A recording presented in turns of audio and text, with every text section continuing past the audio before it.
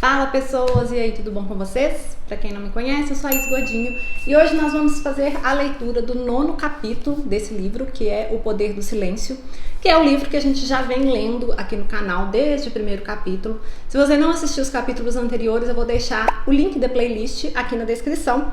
Lá estão todos organizadinhos os capítulos com a leitura do livro. O capítulo de hoje se chama A Morte e o Eterno.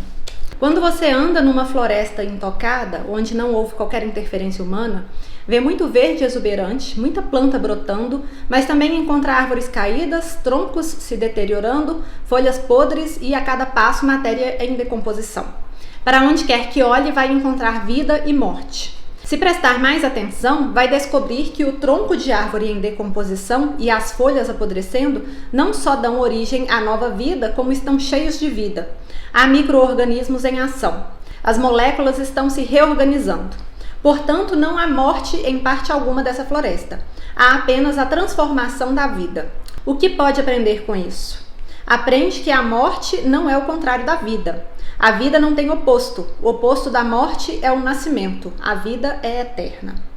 Realmente, se a gente entrar numa floresta onde não há interferência humana, a gente vai ver que as coisas estão em um processo cíclico, natural, né? De nascimento, crescimento, morte, decomposição, nascimento novamente. A vida é eterna. Bom, eu já falei aqui em alguns vídeos que eu sou cristã, que eu tive uma formação, uma formação católica, que eu cresci como católica e que em algum momento eu passo um pouco pelo espiritismo kardecista. Por quê? Porque na Igreja Católica a gente aprende sobre morte e ressurreição, né? A ressurreição de Jesus. A gente não acredita no processo de reencarnação. Todas as vezes que eu falo a respeito de alguns assuntos, mas principalmente desses assuntos que envolvem mais a espiritualidade e, enfim, coisas que a gente não tem material comprobatório, digamos assim, eu falo assim, eu tendo a acreditar que. Então, é nesse sentido que eu falo que eu tendo a acreditar que a reencarnação exista. E eu falei isso em algum vídeo aí para trás. E por que eu tendo a acreditar nisso? Tendo a acreditar porque eu acredito que nós temos vidas tão diferentes, tão opostas, tão muito diferentes mesmo, que eu acho que seria inviável que fôssemos todos julgados por essa única vida que nós temos. Assim como hoje eu, pessoa que mora em Belo Horizonte, os acessos que eu tenho, por exemplo, eu tenho acesso à saúde, eu tive acesso à educação, eu sou uma pessoa que eu consigo me cuidar de uma maneira digna, ao meu ponto de vista, né? Existem pessoas que não conseguem ter essa qualidade de vida digna, né? Há pessoas que passam fome, que não têm acesso à educação, não têm acesso à moradia, não têm acesso a muitas coisas que eu já nasci tendo acesso. Assim como existem muitas pessoas, né? Vamos colocar assim, que estão em posições menos privilegiadas, eu tenho muitas pessoas que estão em posições mais privilegiadas. Por exemplo, eu sou uma pessoa que eu preciso trabalhar e esse trabalho é que me gera o dinheiro que eu preciso para pagar as minhas contas. Existem muitas pessoas que não vivem nesse sentido, nesse universo. Pessoas, né, que nascem herdeiras de grandes fortunas e que, enfim, vivem em situações muito diferentes da que eu vivo. Então, e não só isso também, eu acredito que os países, a condição que o país te oferece, que o Estado te oferece, é muito importante também. Por exemplo, a gente vive aqui no Brasil em uma situação de relativa paz, porque eu não posso nem falar, talvez há algumas semanas atrás eu falasse, né? A gente vive aqui em uma situação de paz. Nem tanto, porque a gente vem de semanas muito difíceis. Hoje eu tornei a ver no G1 que teve um outro ataque à escola em Goiânia, se não me engano. Então, já é o terceiro muito próximo, onde uma professora foi assassinada, onde 4 crianças foram assassinadas e agora em que 3 pessoas, até o momento que eu vi, foram feridas. Então a gente não pode falar dessa situação onde a gente vive como uma situação de completa paz. A gente está exposto, nós estamos expostos a muita violência ainda. Mesmo assim, se a gente for colocar numa escala, né, a violência a que nós estamos expostos, a violência que pessoas que vivem em grandes centros, como eu vivo em Belo Horizonte, quem vive em São Paulo, quem vive no Rio, mais do que talvez as pessoas que vivem em locais que são mais interior, acima, muito acima nessa escala de violência, a gente tem situações de países que conhecem praticamente só guerra e destruição, guerra e destruição, guerra e destruição. Então é uma vida muito diferente de pessoas que vivem em países onde existe essa paz. Então, com tudo isso, né, que eu tô falando aqui agora, eu acredito que é muito difícil que a gente possa ser julgado por essa única vida que a gente tenha, sabe? Até porque pela quantidade de tempo que a gente tem aqui também, né? A gente tem pessoas que morrem muito novas, pessoas que morrem já com bastante idade, né? Mesmo quando você pega uma pessoa que viveu 20 anos, uma que viveu 80, olha a diferença. Imagina uma criança que morreu. Às vezes as pessoas falam, o anjinho, tal, não sei o quê. A gente teve 4 crianças que foram assassinadas recentemente, né? Eu tendo a acreditar que, né, essas crianças, a alma dessas crianças, o espírito dessas crianças, em breve, tão logo quanto possível, enfim, não sei, né? Quem sou eu para...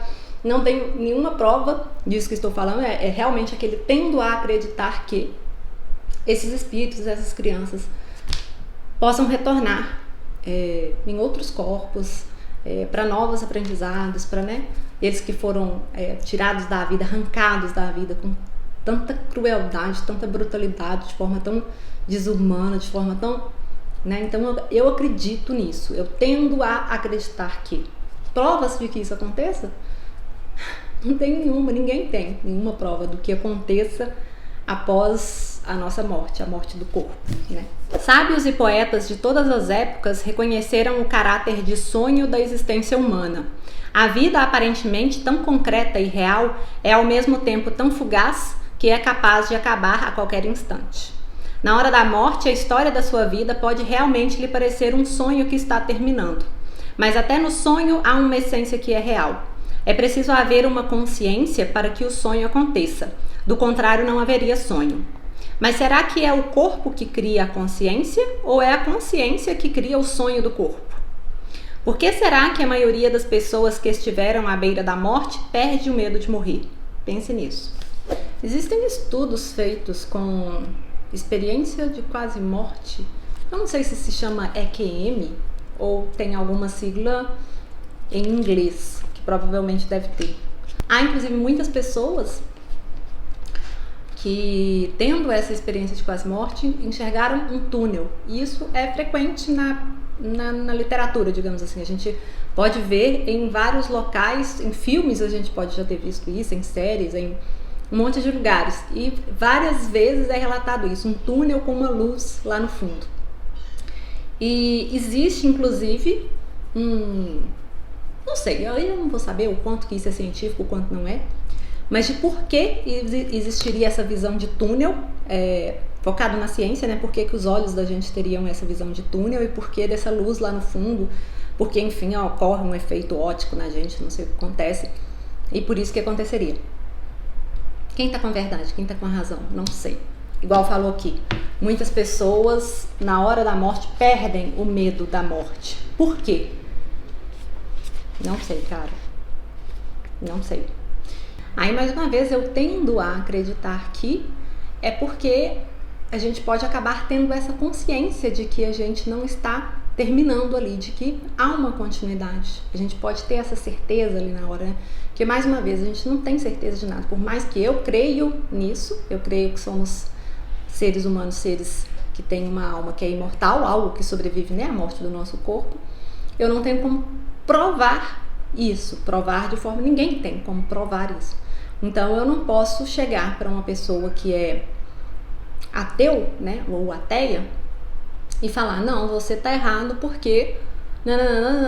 Não, eu posso falar da minha crença, eu posso falar do que eu creio, mas eu não posso comprovar para ele que algo que ele não crê exista.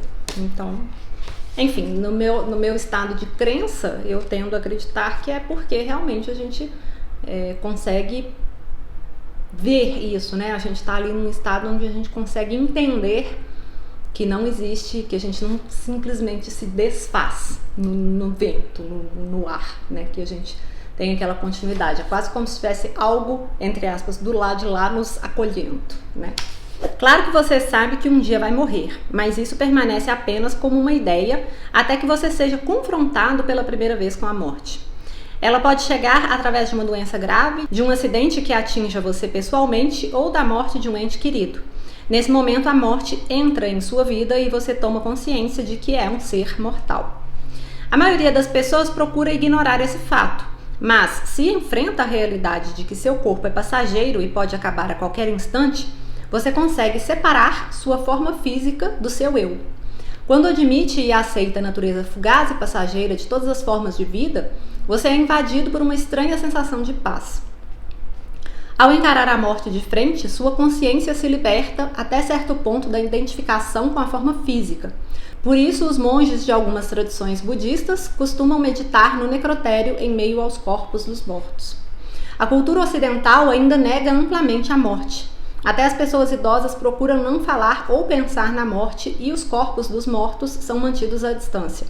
Uma cultura que nega a morte torna-se inevitavelmente superficial, preocupada apenas com a aparência das coisas.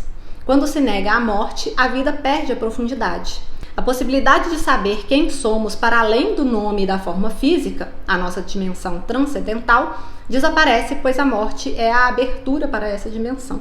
As pessoas, de um modo geral, se sentem profundamente perturbadas com qualquer coisa que acaba, porque todo fim é uma pequena morte.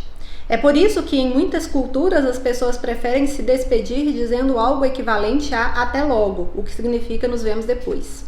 Sempre que uma experiência termina, uma mudança de endereço, as férias, os filhos indo embora de casa, você passa por uma pequena morte.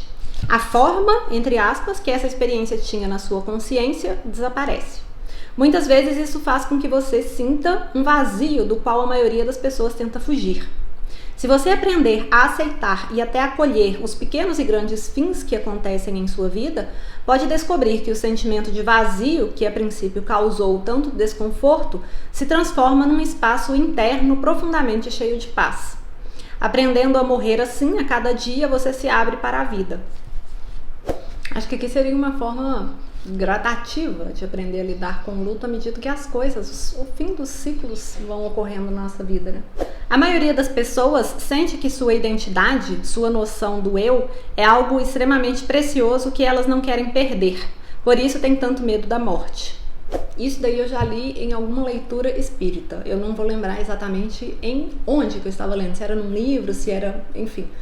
Mas que o medo da morte era o medo do vazio, era o medo do nada. E que esse nada, na verdade, causava medo porque ele não existia. Era a explicação que continha, onde eu tive acesso a essa informação. Mas eu não lembro realmente, eu já li alguns livros espíritas, mas eu não lembro se eu li foi em alguns livros ou em qual seria. Parece assustador e inimaginável que o eu possa deixar de existir. Isso acontece porque você confunde esse precioso eu com o seu nome, sua forma física e com a história ligada a eles.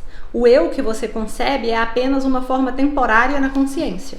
Enquanto você só conhecer essa identidade ligada à forma, ao nome e à sua história, não perceberá que esse eu precioso é a essência, sua noção mais íntima do eu sou, que é a própria consciência. É o seu eu eterno, e esta é a única coisa que você não perde nunca. Eu acho que aqui busca muito a questão do apego à matéria mesmo, né? Que, enquanto você só conhecer essa identidade ligada à forma. Acho que tem pessoas realmente apegadas à forma, são pessoas, inclusive, que têm mais dificuldade de envelhecer, né? Porque são muito apegadas à forma física, estética, enfim, né? Se você sofre uma grande perda, seja de um bem material, a morte de uma pessoa querida, a perda da reputação, do emprego, de uma parte do corpo, alguma coisa dentro de você morre.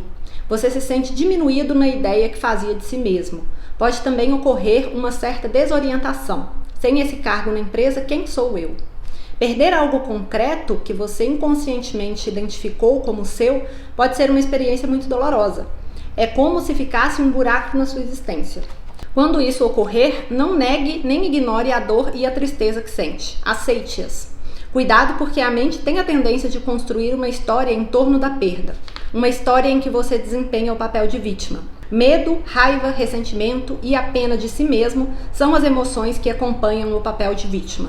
Preste também atenção ao que está por trás dessas emoções, assim como da história que sua mente criou. Aquela sensação de buraco, aquele espaço vazio. Você é capaz de suportar e aceitar essa estranha sensação de vazio? Se é capaz de encarar o vazio de frente, talvez descubra que ele deixa de ser assustador e pode se surpreender ao descobrir que há paz emanando de lá. Sempre que alguém morre, sempre que uma forma de vida se extingue, Deus, aquele que não tem forma nem se manifesta, brilha no espaço deixado pela forma que acabou. É por isso que a morte é o que a vida tem de mais sagrado. É por isso também que a paz de Deus pode chegar a você através da contemplação e da aceitação da morte. Se você sofre uma grande perda, seja um bem material, a morte de uma pessoa querida, perda da reputação. Aqui foi falando de alguns tipos de luto, né? Que não são o sentido literal que a gente percebe pela primeira vez assim, questão de luto, né? Luto, normalmente a gente pensa uma pessoa que morreu. Mas aqui fala também, a perda da reputação, do emprego, de uma parte do corpo. É interessantíssimo isso, né? Porque se você for pensar uma pessoa que sofre uma amputação, certamente ela tem um sentimento de luto dentro dela, por ter perdido uma parte. Já imagina, eu não consigo muito imaginar, eu acho que só quem vive mesmo para conseguir imaginar. Assim como foi falado aqui anteriormente nesse livro, a respeito de uma pessoa que fica paralítica, que perde a capacidade de andar. Eu acho que também seria uma forma de luto. Enfim, diversas formas de luto. Até aí, super entendido, super entendo e concordo, né? Perder algo concreto que você inconscientemente identificou como seu pode ser uma experiência muito dolorosa. É como se ficasse um buraco na existência. Realmente, né? Por exemplo, vou falar da amputação. A pessoa perde um braço, uma mão, realmente, a pessoa tem aquilo ali como dela, né? Faz parte de mim, do meu corpo. E perder aquilo... Quando isso ocorrer, não negue nem ignore a dor e a tristeza que sente. Aceite-as. Acho que isso é uma coisa que eu aprendi muito ao longo dos anos em terapia, da gente não negar a dor que a gente está sentindo, independente de qual dor seja, de qual motivo, de qual, sabe?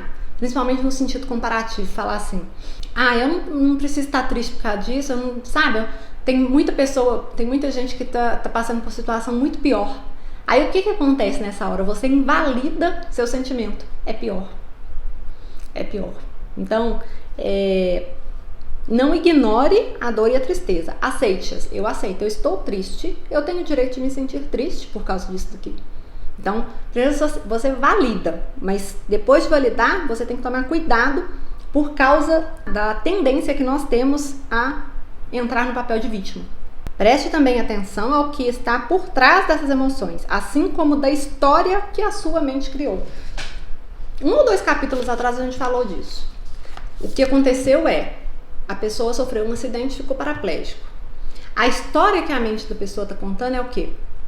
Eu não merecia isso, a vida foi muito cruel comigo. Não. Aí já é a história que a cabeça da pessoa está contando para ela.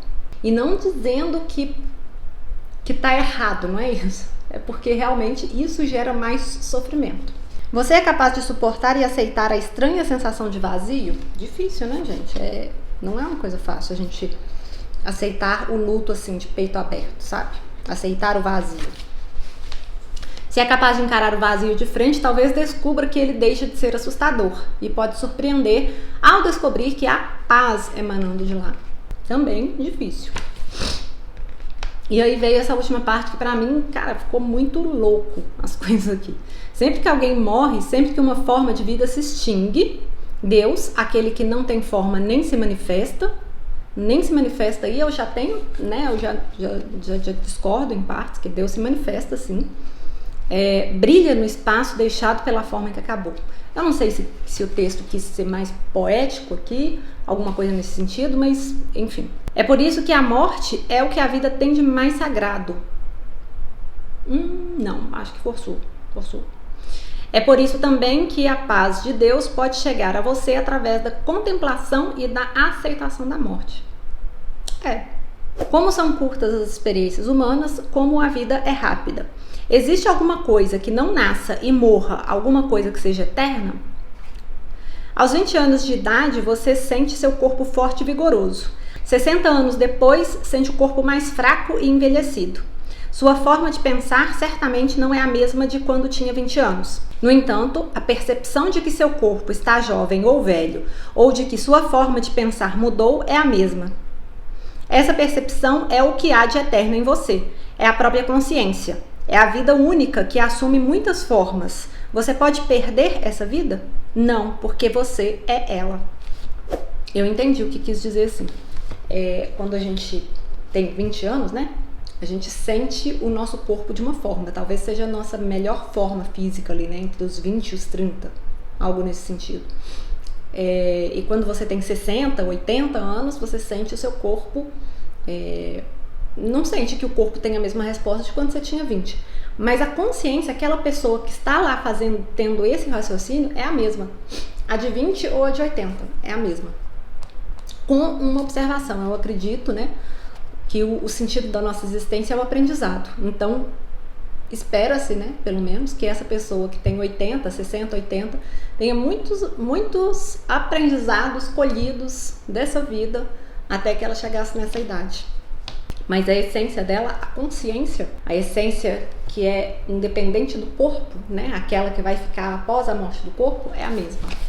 Há pessoas que pouco antes de morrer sentem uma enorme paz e ficam quase luminosas, como se algo brilhasse no corpo que está se extinguindo.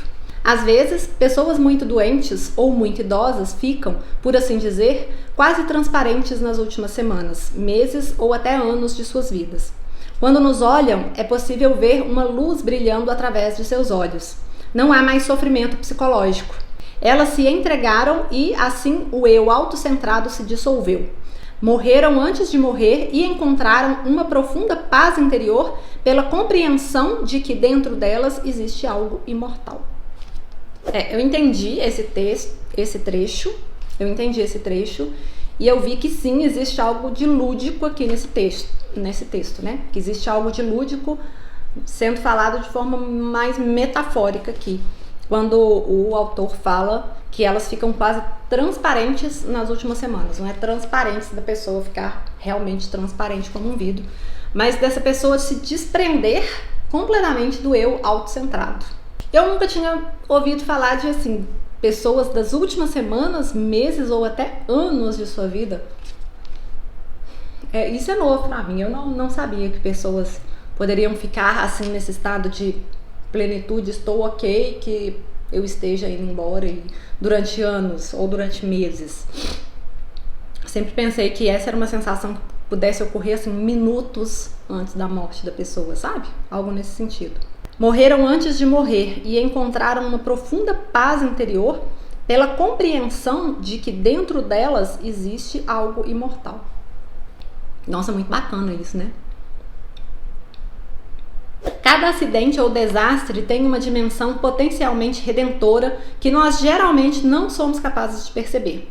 O enorme choque que causa a iminência de uma morte totalmente inesperada pode forçar sua consciência a perder completamente a identificação com a forma física. Nos poucos momentos que antecedem a morte física e à medida que está morrendo, você tem uma experiência de si mesmo como uma consciência livre de forma. De repente não há mais medo, apenas paz e a impressão de que está tudo certo e que a morte é apenas uma forma se dissolvendo. A morte é então sentida como ilusória, tão ilusória quanto a forma física que você identificava como sendo você.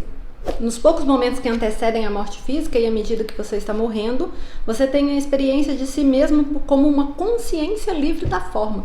Deve ser interessantíssimo, né? Porque é seu primeiro momento de consciência livre da forma dentro de X anos que você viveu e que você não tem memória de coisas anteriores a isso. Deve ser incrível, porque imagina, de qualquer forma a gente está sempre preso a esse corpo, né? Tanto que a gente está sujeito a doenças, a uma série de coisas, acidentes, a violência, né?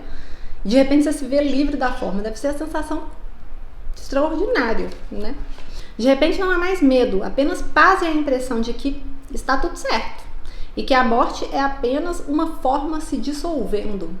Olha que legal! Eu nunca tinha lido assim a respeito da morte. A morte é uma forma se dissolvendo. Pode ser, faz sentido, né? Porque se no momento eu, humana, me identifico com esse corpo, eu olho no espelho e penso, né? Eu, em algum nível, eu me identifico com a minha forma. Então, a morte seria essa forma se dissolvendo. Mais uma vez, falando ludicamente, né? Não dissolvendo, tornando-se líquida, mas dissolvendo, se desfazendo, né? Rompendo essa ligação com a matéria. A morte não é uma anomalia, nem a coisa mais terrível que pode acontecer, como a cultura moderna nos quer fazer acreditar. A morte é a coisa mais natural do mundo, tão natural quanto o seu outro extremo, o nascimento, e tão inseparável da vida quanto ele. Lembre-se disso quando estiver ao lado de uma pessoa à beira da morte. É um grande privilégio e um ato sagrado estar presente à morte de uma pessoa, testemunhando e acompanhando. Quando você acompanha uma pessoa que está morrendo, não negue qualquer aspecto dessa experiência. Não negue o que está acontecendo nem o que está sentindo. Reconhecer que você não pode fazer nada talvez lhe dê uma sensação de desamparo, tristeza ou raiva. Aceite o que sente. Depois siga em frente. Aceite que não há nada que você possa fazer. Aceite isso completamente. Não é você quem controla. Entregue-se profundamente a cada aspecto dessa experiência. Entregue-se aos seus sentimentos, assim como à dor e ao desconforto que a pessoa à morte possa estar sentindo. Sua entrega e a calma que isso traz vão ajudar muito essa pessoa e facilitar sua transição. Se forem necessárias palavras, elas virão do silêncio que existe dentro de você, mas serão secundárias. Com o silêncio vem a bênção, paz. E uma coisa que eu nunca vivi, uma experiência, né? Muitas pessoas certamente já viveram, eu nunca vivi, de estar presente à morte de uma pessoa. A gente vive essa experiência do lado de pessoas muito próximas a nós, né? Muito íntimas. E não deve ser realmente difícil. Mas é isso, não somos nós quem controlamos. A gente não controla isso, a gente não controla. Se a gente controlasse vida e morte, ninguém morreria, né? Teria sempre alguém se apegando à existência de alguém que estivesse morrendo. A gente não controla, então enfim, não negando a dor, nem o sentimento de raiva, nem de qualquer outra coisa que possa aparecer a partir daí. E assim se encerra o capítulo 9 do livro. Chegamos ao final dele e temos apenas mais um capítulo pela frente. Espero que vocês estejam gostando do livro. E se você gostou desse vídeo, não esquece, deixa o seu like, se inscreve no canal e ativa o sininho de notificações para você saber sempre que tiver conteúdos novos por aqui. Por hoje é isso, um abraço e até o nosso próximo vídeo. Tchau, tchau!